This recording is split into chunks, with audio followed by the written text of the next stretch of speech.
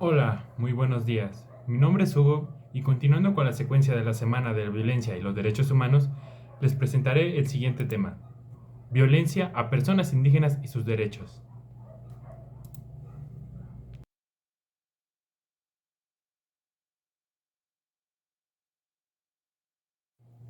Bueno, para empezar con esta plática, primero yo considero importante que tenemos que definir algunos conceptos que nos ayudarán a llevarla de una mejor manera. Uno de estos conceptos es aquel que se refiere a qué son los derechos humanos. Bueno, los derechos humanos son el conjunto de prerrogativas sustentadas en la dignidad humana, cuya realización afectiva resulta indispensable para el desarrollo integral de la persona. Este conjunto de prerrogativas se encuentra establecido dentro del orden jurídico nacional, en nuestra constitución política, tratados internacionales y las leyes. El siguiente es aquel que hace referencia hacia qué es la violencia.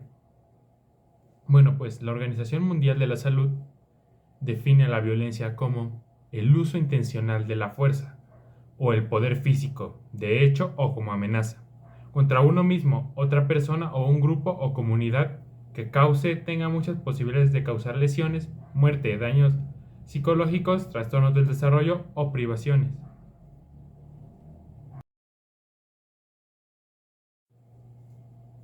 Y bueno, con esto tenemos los tipos de violencia. La clasificación de la OMS divide la violencia en tres categorías generales, según las características de los que cometen el acto de violencia. La primera es la violencia autoinfligida, que incluye comportamientos suicidas y autolesiones. La segunda es la violencia interpersonal, violencia familiar, que incluye menores, parejas y ancianos, así como violencia entre personas sin parentescos. La violencia colectiva, social, política y económica.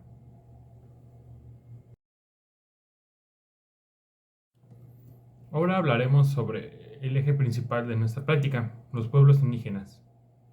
Bueno, pues tenemos con que México cuenta con 11.132.562 habitantes indígenas, según el INEGI.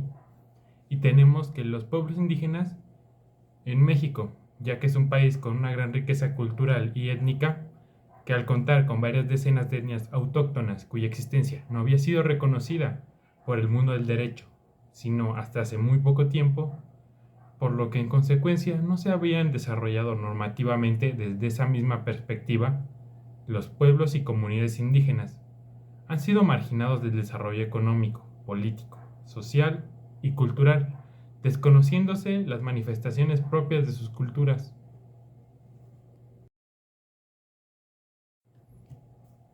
Y a todo esto, ¿qué es un pueblo indígena? Bueno, un pueblo indígena se define como aquellos que descienden de poblaciones que habitaban el territorio actual del país al iniciarse la colonización y que conservan sus propias instituciones sociales, económicas, culturales y políticas, siendo la conciencia de la identidad indígena del criterio fundamental para determinarlos como tales, es decir, que se autodescriben. Y tenemos que en México hay 62 pueblos indígenas.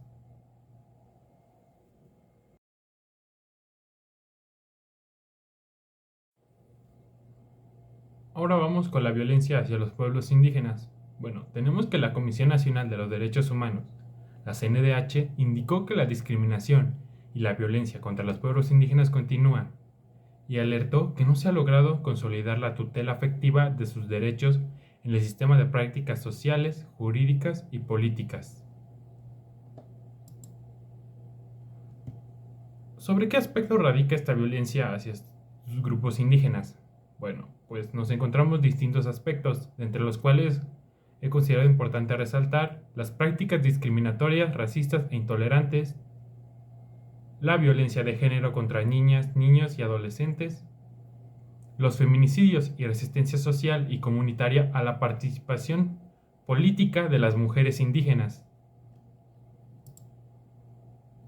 la falta de reconocimiento de los sistemas normativos, la ausencia de empleos bien retribuidos y la tolerancia del trabajo infantil y sus peores formas, y la dificultad en el acceso a la justicia de las personas indígenas, incluida la problemática de personas en reclusión.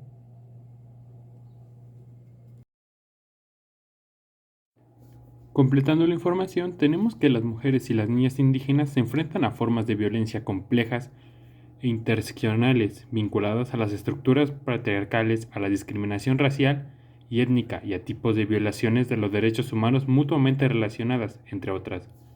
Pueden enfrentarse a la violencia de género, incluida la violencia doméstica, las prácticas tradicionales nocivas, la violencia sexual y el feminicidio, ya sea originada en sus propias comunidades, con formas de control o castigo, o perpetrada por otros en el contexto de la violencia estructural a la que se enfrentan. Por ejemplo, se ha informado de que las mujeres indígenas tienen muchas más probabilidades de sufrir violaciones y violencia sexual que las mujeres no indígenas, en gran parte por parte de hombres no indígenas. Las mujeres indígenas también han sufrido históricamente varios tipos de violencia, perpetrada por agentes del Estado, incluidas las esterilizaciones forzadas. Además, las mujeres y las niñas indígenas son especialmente vulnerables a la violencia en el contexto de los conflictos y a la violencia relacionada con el acaparamiento de tierras, las actividades de las industrias extractivas e incluso los impactos del cambio climático. Experimentan tasas desproporcionadamente altas de personas con violencia sexual, trabajos forzados, desapariciones forzadas y otras formas de violencia mientras migran.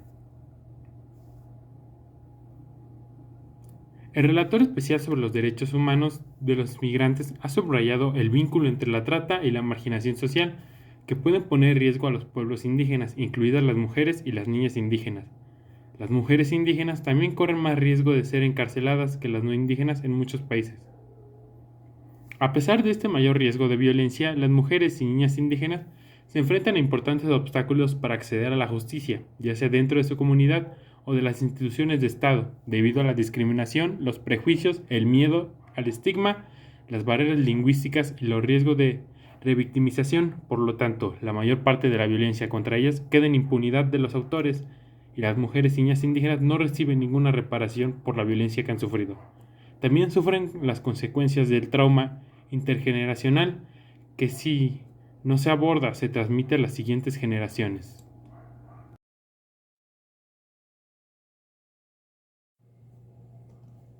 Ahora, abordando el tema de esta plática, el siguiente tema, que corresponde a los derechos de los pueblos indígenas, va un poco de contexto. La lucha histórica por los derechos de los pueblos indígenas y comunidades indígenas ha sido compleja. La forma en que los derechos humanos se han concebido ha sufrido un cambio tendencial. Clásicamente, los derechos individuales habían sido el eje del entendimiento y fundamento de los derechos. Sin embargo, con el desarrollo del pluralismo jurídico y el multiculturalismo, este artículo una visión que clarifica la dimensión e importancia de la protección de los derechos de naturaleza colectiva, los cuales son la base y sustento de los derechos humanos de los pueblos indígenas, toda vez que el ejercicio efectivo de ciertos derechos individuales está supeditado al respeto y garantía de los derechos colectivos.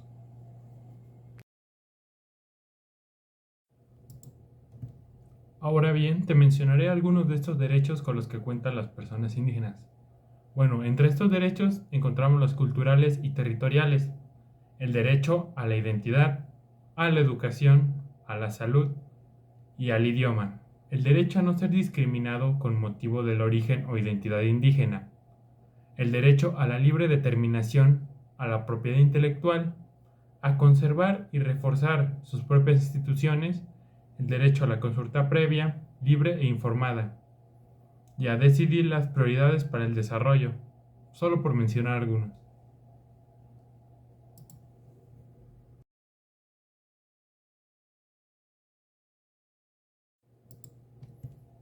Continuando, ¿sabías que en el artículo número 2 constitucional se establece un marco general para el desarrollo de órganos de representación de las comunidades indígenas, reconociéndoles sus derechos a la autonomía y a la libre determinación, así como el uso y aplicación de su derecho constitucionario y el acceso a la tenencia de la tierra y al uso y disfrute de los recursos naturales?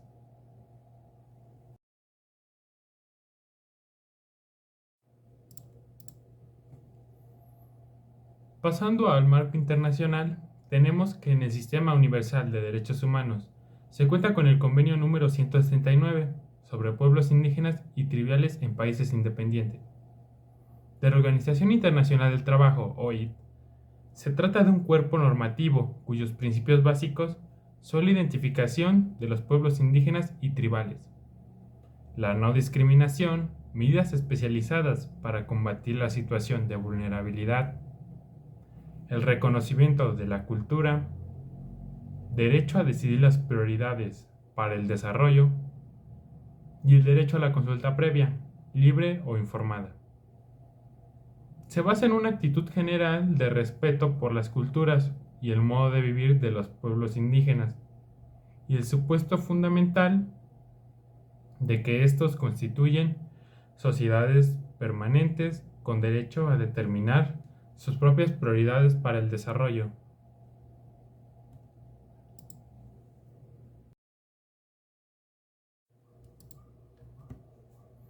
Ahora vamos con la Declaración de las Naciones Unidas sobre los Derechos de los Pueblos Indígenas de 2007.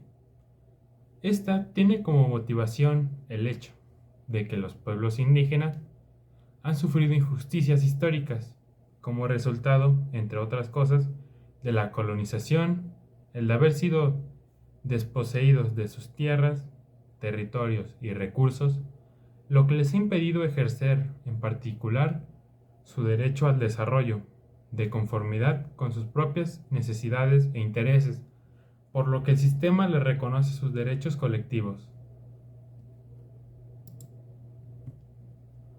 También tenemos la Declaración Americana sobre los Derechos de los Pueblos Indígenas de 2016, la cual reconoce la urgente necesidad de respetar y promover los derechos intrínsecos de los pueblos indígenas, que derivan de sus estructuras políticas, económicas y sociales, y de sus culturas, de sus tradiciones espirituales, de su historia, de su filosofía, especialmente los derechos a sus tierras, territorios y recursos.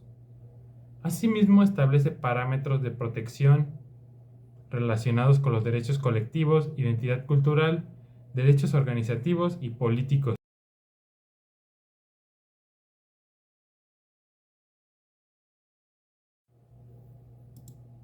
Bueno, y si quieres más información, puedes visitar el siguiente podcast escaneando el código QR, en el cual te hablaré sobre la unidad especializada para la atención de asuntos indígenas, ya que esta unidad regula la actuación del agente del Ministerio Público de la Federación en asuntos donde se ven involucradas personas indígenas.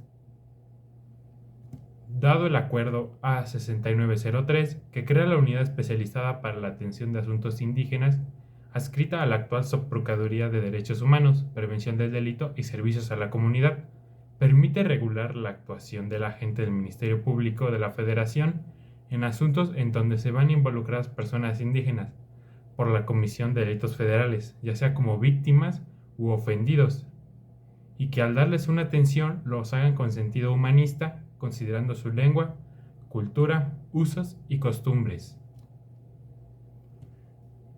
En el podcast también te voy a decir que su objetivo es coadyuvar a hacer efectivo el acceso de las personas indígenas a la procuración de la justicia federal, considerando sus sistemas normativos internos con apego y respeto a su dignidad y derechos humanos. Los programas mediante los cuales se da atención a las personas indígenas son los siguientes: visita a los centros de reinserción social del país, seminarios y conferencias en materia indígena, gestión de beneficios de libertad anticipada. Y bueno, si quieres saber más a fondo sobre estos temas, te invito a que visites nuevamente el podcast.